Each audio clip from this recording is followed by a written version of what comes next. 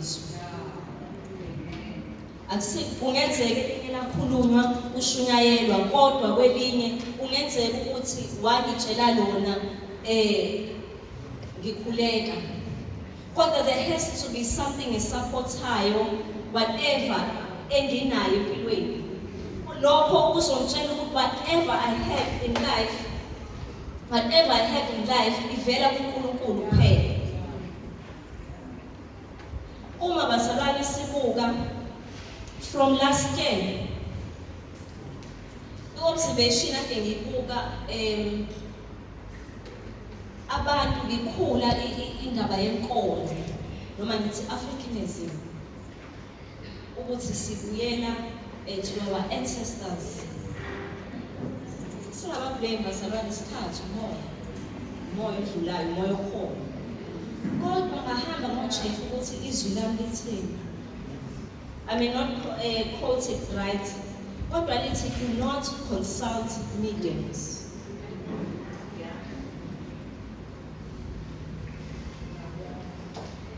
That's izwi lami, do not consult mediums. Okusho ukuthi there is a medium, ikhona phephethu, Jesu Kristu. Uyena umuntu esizokwazi ukuxhumana naye. Uma sibuka even nama-television shows sabukayo ifakiwe bazalwane le. And I'm even tempted to say ukuthi iwungozi nakuwena oyibuka ungakhekile emthandazweni. Ngoba kuyovuka inkinga ngelinye ilanga. Kuyovuka inkinga bazalwane ngoba ihlezi ingasakholwa. Uzukhalela nje ukuthi no, sike ngayibona le television show. Surely I can get help. Kodwa nalo usizo lukhona phezulu. Odvela uNkulunkulu bazalwane. So ekuphileni kwethu kufanele sikulangazelele, have an appetite for izinto zaNkulunkulu before everything else. Ngiyazi ukuthi umhlaba oyesiphila kuwona uzokhankasa imali, uzokhankasa the best show or fashion show ongaba nayo, the best of everything, make up your king. However, I am tempted to say ukuthi uNkulunkulu uyasibizela endaweni yokufuna yena. Lithi funani ubuso wami qala. Seek my kingdom, seek the way, system yokuhola. Once you understand the system kaNkulunkulu, akukho okuhlula bazalwane. Once you understand the pattern kaNkulunkulu, once you understand the prophecies of kaNkulunkulu, once you understand the principles of kaNkulunkulu, akukho oyokumisa endleleni. So bazalwane, uma sibuka la kule ncwadi, uma emumva nje kuyona, sithola uSamsoni amaFilisti asemkhipha amehlo. Uma esemkhipha amehlo amaFilisti ayombeka ethempelini likaBhali noma ethempelini labanye uNkulunkulu. Already engqondweni yami sengayitshela ukuthi laba kuzothestwa ukuthi umuphi uNkulunkulu powerful. Bathatha umuntu kaNkulunkulu, umuntu ogcotshwe from birth, ukuthi lo muntu kaNkulunkulu bamfaka ethempelini lapho kukhonza kanye oNkulunkulu. Uma efika khona bazalwane, sacela nje obaba abawu2 bese ngaphambili bezongisiza khona ngifuna ukuyi-illustrate. Luhluthano oyanineza.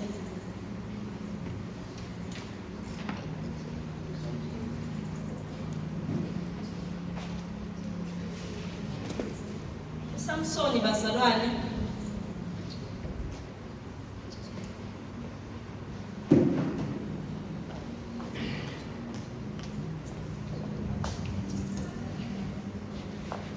uma bazalwane uSamsoni esefika behlekisa ngaye. Uma efika uthandazo wonke.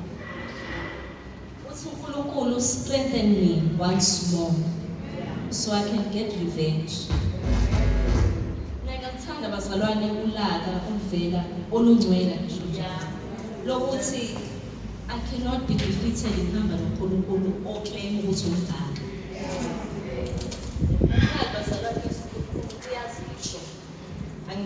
uyena oshilo wathi he's a mighty warrior, uyasilwela izimo. So uma bazalwane efika kule tempeli ufika uyalibamba amaphilasi akhona. Uma wabamba amaphilasi neposition yakhe ngiyabona bazalwane ukuthi sishintshile, ayisafana noma kade ngishumayela, sishintshile. Uma ebamba amaphilasi usho umthandazo owodwa omncane, let me get revenge ngokuthi bangikhipha amehlo.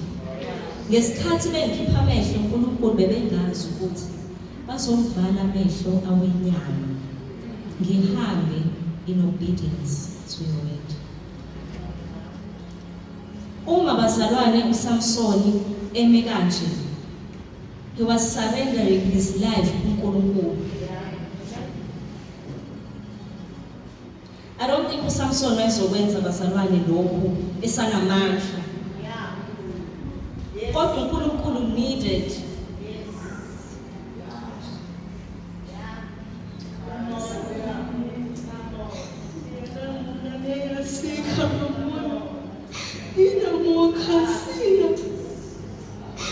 uNkulunkulu needed to put him in a place of obedience. The only hope he had, amandla uNkulunkulu. Nathi bazalwane uNkulunkulu usifuna in a place of full obedience. Yana mona usifuna siphakamise izandla njengoba uIsrayeli ayenoba izimpi bephakamise izandla. Liyana mona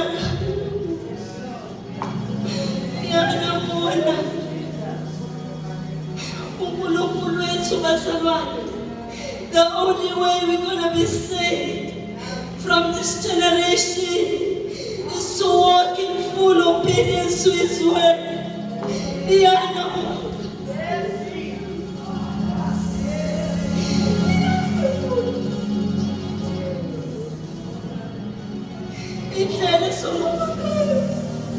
Indlela songoba ngayo izinto esizaziyo nesingazazi.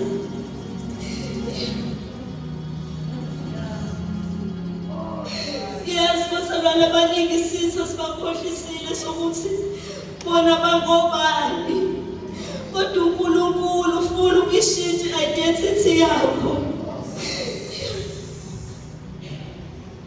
Awusiyona lento ocabanga ukuthi uyiyona. uNkulunkulu ukubizela endaweni ephakemeyo, endaweni engcwele, endaweni ekhanyayo, ngoba uNkulunkulu okhathalelayo. Ubengeka sakudala ukuba sikho isidingo sempilo yakho, kodwa uzofeza icebo lakhe. Kodwa ukudingeka kuwena ukuma in full obedience kuNkulunkulu. Wethembe yena ngakho konke kwakho, wethembe yena ngakho konke kwakho.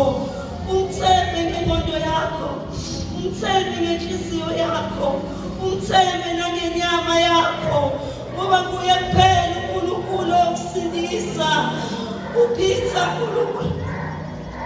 uthi be saved from this wicked generation.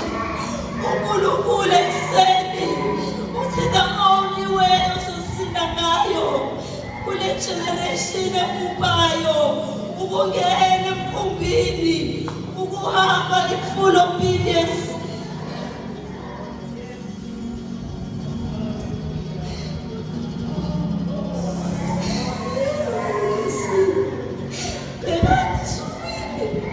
Ukhona uNkulunkulu uzokusindisa, uzodlula endleleni, uzowenza ama-mistake, kodwa uNkulunkulu ukhona uzokusindisa kuwona. Ukhona uzokuphakamisa izandla zakho ukuthi uqhubeke endleleni umkhonza ngokukholeka. Ekuseni sizonxusela ibandla lethu, sizonxusela abantwana bethu, sizonxusela ama-teenager, sithi ngahamba ngathi uNkulunkulu uma sisindiswa ngubani osindisa uwaphela usindiso lethu uwaphela usindiso lethu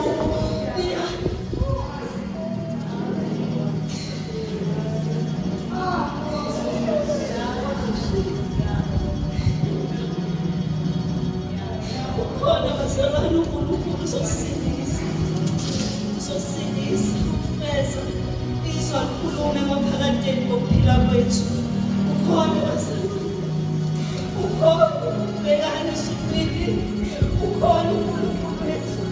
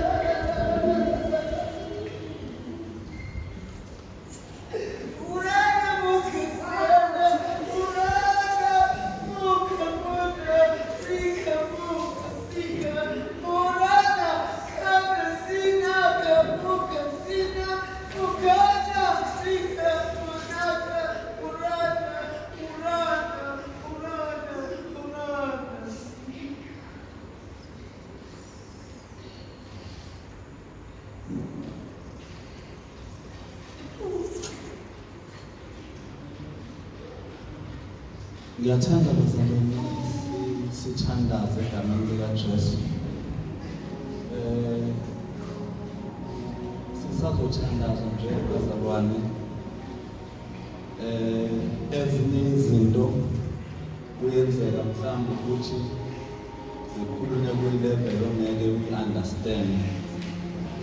Kodwa-ke uNkulunkulu masisebukholweni bukaNkulunkulu uNkulunkulu uyo namandla mangabe siya kuye ukuthi nalokho kungekho kwi-level yethu simnxuse uNkulunkulu ukuthi akwehlise noma asiphakamise thina ngoba kungenzeka ukuthi yithi esiphansi okufuneka ukuthi siye kwi-level lapho sizoyi-understanda into uNkulunkulu akayikhulumayo kuleyo level leyo. So-ke ngiyafisa le bazali ukuthi ngingasho izinto eziningi mhlambe sisazothandaza sithandaze lowo mthandazo nje loyo ukuthi uNkulunkulu asibeke kwi-position lapho emthani mangabe ekhuluma sibe kwi-position right yokukwazi ukumuzwa ngendlela akafuna simuzwe ngayo. Ngoba kwesinye isikhathi siyayigeja uNkulunkulu akayikhulumayo ngokuthi mhlambe i-level yethu ingabi la kufanele ibe khona. Kwesinye isikhathi siyayigeja into kaNkulunkulu ngoba ungayi-understand imove kaNkulunkulu. Ngoba imove kaNkulunkulu ihlupha ngento eyodwa. Mangabe waba late ngeke usayifica. Mangabe waba early futhi kulandela ngemuva.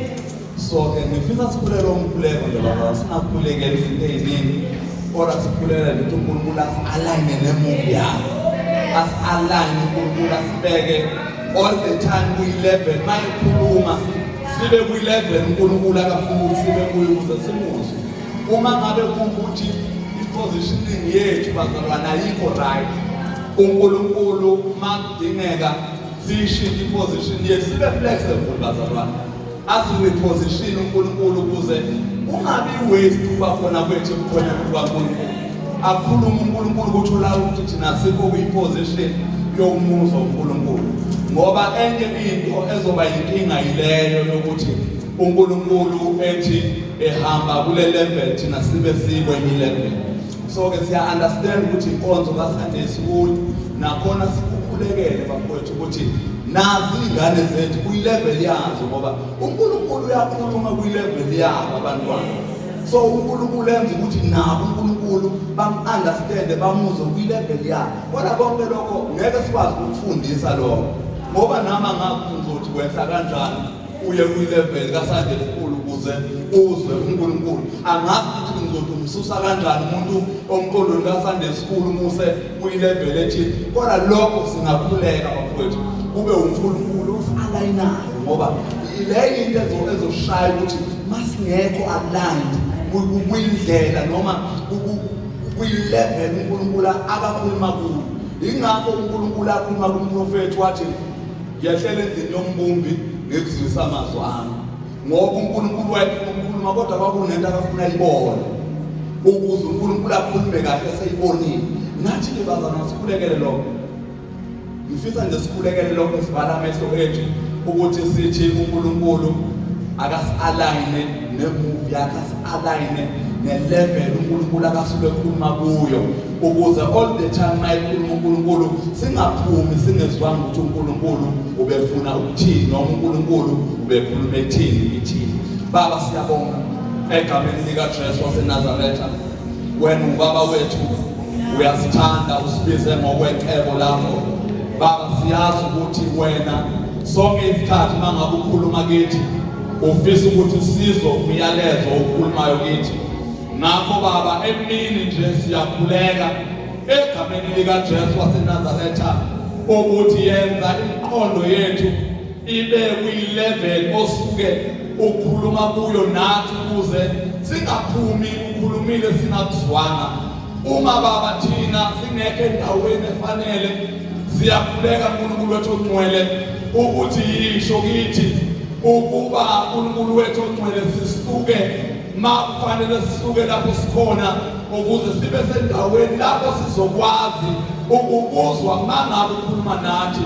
Ngoba Baba sisuke emakhaya seza kuwe, sesifikile kuwe, asifisi ukubuyela emakhaya singabuzwana, sesifikile kuwe, asifisi ukusuka kule ndawo singezwanga ukuthi ubufuna ukuthini kithi. Ngakho Baba emini sikhulekela lokho egameni likaJesu, noma ngabe zikhona izinto ezimelana nokuzwa kwethu nezimelana nokuthi sibe sendaweni efanele, wena Baba siyakhuleka emini ngokukholwa nokwethemba wena, ngoba wena uyasazi njengoNkulunkulu wethu. Baba lokho esikhulekelayo ukuthi each and every time mangabe ukhuluma Baba sibe sendaweni efanele yokukuza ukukhuluma kwakho, ukuze sakheke, ukuze sithole lokho ofuna ukusinikeza khona, ngoba wena ubaba wethu. Siyabonga egameni likaJesu, amen.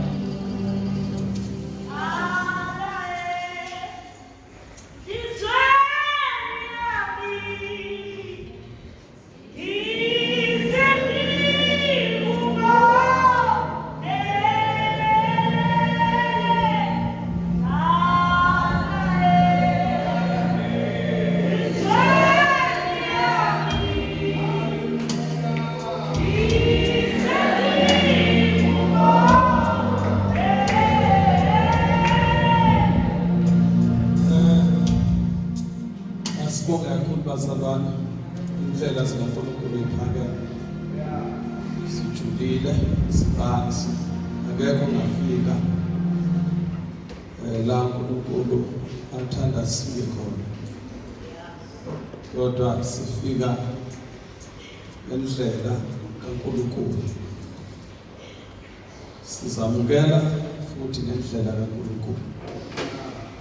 Khona izinto ongeke ngokwemqondo wenyama nangamehlo enyama, kodwa uyiqonda ngomqondo kamoya nangamehlo kamoya.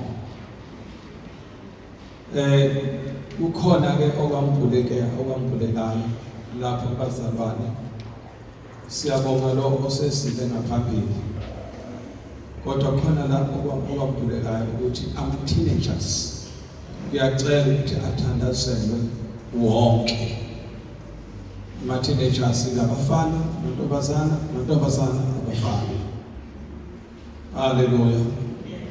Kuyacela ukuthi kwenziwe lokho. Ngicela umphathi asukumeze lapha kimi. Yes, woza la kimi. Awucule.